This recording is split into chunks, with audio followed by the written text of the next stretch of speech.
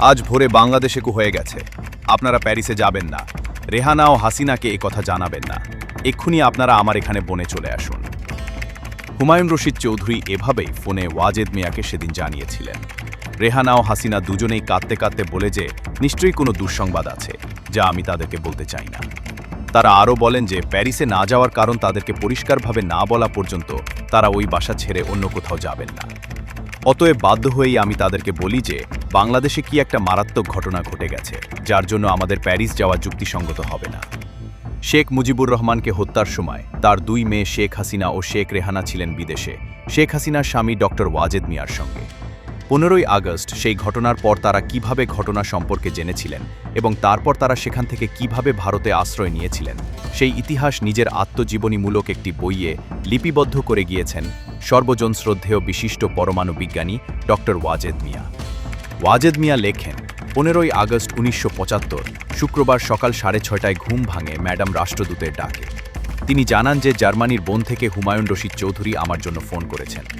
প্রথমে হাসিনাকে পাঠিয়ে দিই তার সঙ্গে কথা বলার জন্য, কিন্তু 2-1 মিনিটের মধ্যেই ফিরে এসে হাসিনা আমাকে জানায় যে হুমায়ুন রশিদ চৌধুরী সাহেব আমার সঙ্গে কথা বলতে চান। হাসিনাকে তখন ভীষণ চিন্তিত ও উৎকণ্ঠিত দেখাচ্ছিল। আমি দ্রুত নিচের দোতলায় চলে যাই। তখন সেখানে দুশ্চিন্তাগ্রস্ত অবস্থায় মাথা হেট করে রাষ্ট্রদূত সাহেব ধীরে ধীরে পায়চারি করছিলেন। আমাকে দেখেও তিনি কোনো কথা বললেন না। ফোনের রিসিভারটা ধরতেই হুমায়ুন রশিদ চৌধুরী সাহেব আমাকে বললেন, আজ ভোরে বাংলাদেশে হয়ে গেছে। আপনারা প্যারিসে যাবেন না। রেহানা ও হাসিনাকে এই কথা জানাবেন না। এক্ষুনি আপনারা আমার এখানে বনে চলে আসুন। প্রকৃতপক্ষে কি ঘটেছে এ কথা আমি তাকে জিজ্ঞেস করলে তিনি বলেন, এর বেশি আপাতত আমি আর কিছুই জানি না। এ কথা বলেই তিনি আমাকে ফোনের রিসিভারটি সানাউল হক সাহেবকে দিতে বলেন। অতঃপর আমি আস্তে আস্তে 3 তলায় আমাদের কক্ষে চলে যাই। সেখানে পৌঁছাতেই হাসিনা অশ্রুজড়িত কণ্ঠে আমার কাছ থেকে জানতে চায় হুমায়ুন রশিদ চৌধুরী সাহেব আমাকে কি বলেছেন। তখন আমি শুধু বললাম যে তিনি আমাদেরকে প্যারিস যাওয়ার প্রোগ্রাম বাতিল করে সেদিনই বনে ফিরে যেতে বলেছেন। একথা বলেই আমি বাথরুমে ঢুকে পড়ি। সেখানে এটা সেটা ভাবতে ভাবতে বেশ খানিকটা সময় কাটাই। ততক্ষণেই রেহানা সজাগ হয়ে আমাদের কক্ষে চলে আসে। বাথরুম থেকে বেরিয়ে আসতেই রেহানা ও হাসিনা দুজনেই কাঁদতে কাঁদতে বলে যে নিশ্চয়ই কোনো দুঃসংবাদ আছে, যা আমি তাদেরকে বলতে চাই না। তারা আরও বলেন যে প্যারিসে না যাওয়ার কারণ তাদেরকে পরিষ্কারভাবে না বলা পর্যন্ত তারা ওই বাসা ছেড়ে অন্য কোথাও যাবেন না। অতএব বাধ্য হয়েই আমি তাদেরকে বলি যে বাংলাদেশে কি একটা মারাত্মক ঘটনা ঘটে গেছে, যার জন্য আমাদের প্যারিস যাওয়া যুক্তিসঙ্গত হবে না। একথা শুনে তারা দুবোন কান্নায় ভেঙে পড়ে। তাদের কান্নায় ছেলে মেয়েদেরও ঘুম ভেঙে যায়। 15 আগস্ট 1975 সকাল 8:30টার দিকে আমরা বনের উদ্দেশ্যে ব্রাসেলস ত্যাগ করি। পথে রেহানা ও হাসিনা সারাক্ষণ কান্নাকাটি করে। বিকেল 4:30টার দিকে আমরা বনে হুমায়ুন রশিদ চৌধুরী সাহেবের বাসায় পৌঁছাই। সেদিন বাংলাদেশের তৎকালীন পররাষ্ট্রমন্ত্রী ডক্টর কামাল হোসেন যুগোস্লাভিয়ায় সফর শেষে বাংলাদেশে ফেরার পথে ফ্রাঙ্কফুর্টে যাত্রাবিরতি করে হুমায়ুন রশিদ চৌধুরী সাহেবের বাসায় উঠেছেন। হুমায়ুন রশিদ চৌধুরী সাহেবের স্ত্রী ডক্টর কামাল হোসেন ও হুমায়ুন রশিদ চৌধুরী 3 জন মিলে কান্নায় ভেঙে পড়া রেহানা ও হাসিনাকে ধরাধরি করে বাসার ভেতরে নিয়ে যান। ড্রয়িং রুমে এভাবে কিছুক্ষণ কাটানোর পর হুমায়ুন রশিদ সাহেবের স্ত্রী হাসিনাদের ওপরতলায় নিয়ে যান। তখন ড্রয়িং রুমে ডক্টর কামাল হোসেন, হুমায়ুন রশিদ চৌধুরী ও আমি ভীষণ উৎকণ্ঠিত ও দুশ্চিন্তাগ্রস্ত অবস্থায় বিবিসি, ভয়েস অফ আমেরিকা ও অন্যান্য রেডিও স্টেশন থেকে বাংলাদেশের তখনকার পরিস্থিতি সম্পর্কে তথ্য সংগ্রহের চেষ্টা করতে থাকি। এরই এক ফাঁকে আমি হুমায়ুন রশিদ চৌধুরীকে ঘরের বাইরে নিয়ে গিয়ে তার কাছ থেকে 15ই আগস্টের ঘটনা সম্পর্কে বিস্তারিত জানতে চাই। নিরাপদ স্থানে না পৌঁছানো পর্যন্ত হাসিনাদের আমি কোনো কিছু জানতে দেব না। এই শর্তে তিনি আমাকে বলেন, বিবিসির এক ভাষ্য অনুযায়ী রাসেল ও বেগম মুজিব ছাড়া আর কেউ বেঁচে নেই এবং ঢাকাস্থ ব্রিটিশ মিশন কর্তৃক প্রচারিত বিবরণীতেও বলা হয়েছে যে বঙ্গবন্ধুর পরিবারের কেউই বেঁচে নেই। এই পরিস্থিতিতে আমাদের কোথায় আশ্রয় নেওয়া নিরাপদজনক হবে তার কাছ থেকে একথা জানতে চাইলে তিনি বলেন, উদ্ভূত পরিস্থিতিতে একমাত্র ভারত ছাড়া আর কোনো দেশ আপনাদের জন্য নিরাপদ নয়। পরদিন অর্থাৎ 16ই আগস্ট সকাল 8টার দিকে লন্ডনের উদ্দেশ্যে যাত্রা করার জন্য ডাক্তার কামাল হোসেন বনস্থ বিমানবন্দরে যাবেন বলে আমাকে জানানো হয়।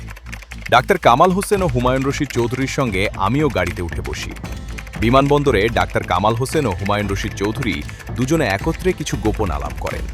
অতঃপর আমাদের কাছ থেকে বিদায় নেওয়ার মুহূর্তে আমি ডাক্তার কামাল হোসেন সাহেবের হাত ধরে তাকে বললাম, খন্দকার মোশতাক আহমেদ খুব সম্ভবত আপনাকে পররাষ্ট্রমন্ত্রী রাখার চেষ্টা করবেন। অনুগ্রহ করে আমার কাছে ওয়াদা করুন যে আপনি কোনো অবস্থাতেই খন্দকার মোশতাক আহমেদের সঙ্গে আপোষ করে তার মন্ত্রিপরিষদে যোগদান করবেন না। আমার এই প্রশ্নের জবাবে ডাক্তার কামাল হোসেন আমাকে বললেন, ডাক্তার ওয়াজেদ, প্রয়োজন হলে বিদেশে মৃত্যুবরণ করতে রাজি আছি, কিন্তু কোনো অবস্থাতেই খন্দকার মোশতাক আহমেদের সঙ্গে এ ব্যাপারে আপোষ করে আমি দেশে ফিরতে পারি না। এই কথাগুলো বলেই তিনি আমার কাছ থেকে বিদায় নিয়ে ভেতরে চলে যান। বিমানবন্দর থেকে হুমায়ুন রশিদ চৌধুরীর বাসায় ফিরে হাসিনার কাছ থেকে জানতে পারি যে ইতিপূর্বে লন্ডন থেকে বঙ্গবন্ধুর ফুফাত ভাই মুমিনুল হক খোকা ওদের সঙ্গে ফোনে কথা বলেছেন। তিনি আমাদেরকে লন্ডনে তার কাছে চলে যাওয়ার পরামর্শ দিয়েছেন। একসময় হুমায়ুন রশিদ চৌধুরীর ছোট ভাই কায়সার রশিদ চৌধুরী তাকে ফোন করেন। এই পরিস্থিতিতে খন্দকার মোশতাক আহমেদের বিরুদ্ধে কোনো কিছু না করার জন্য কায়সার চৌধুরী তাকে হুঁশিয়ার করে দেন। কায়সার রশিদ চৌধুরী রেহানা ও হাসিনার সঙ্গেও কথা বলে তাদেরকে সান্ত্বনা দেন। অতঃপর হুমায়ুন রশিদ চৌধুরী রেহানা, হাসিনাও আমাকে বলেন যে লন্ডনে চলে যাওয়া সাব্যস্ত করলে আমরা সেখানে তার বাসায় গিয়ে উঠতে পারি। তবে তিনি আমাদেরকে হুঁশিয়ারি করে দিয়ে বলেন যে সেখানে মাত্র একটি সমস্যা আছে। ওই বাসার নিচতলায় কায়সার রশিদ চৌধুরী বসবাস করেন এবং সে ভুট্টোর অন্ধভক্ত।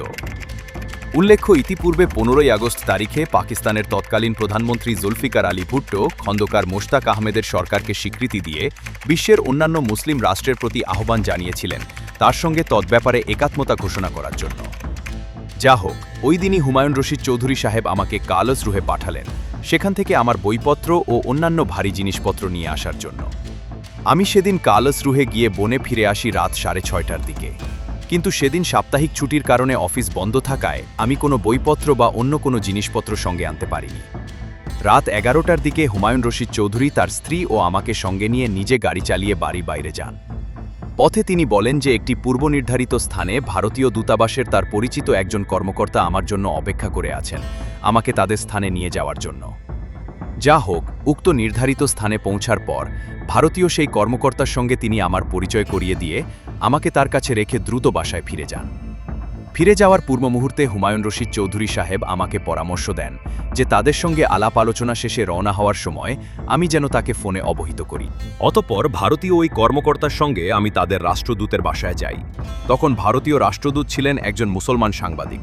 একটু ভয়ে ভয়ে আমাদের বিপর্যয়ের কথা আমি তাকে বিস্তারিতভাবে বর্ণনা করি। আমার কথা শোনার পর তিনি অত্যন্ত সহানুভূতি প্রকাশ করেন।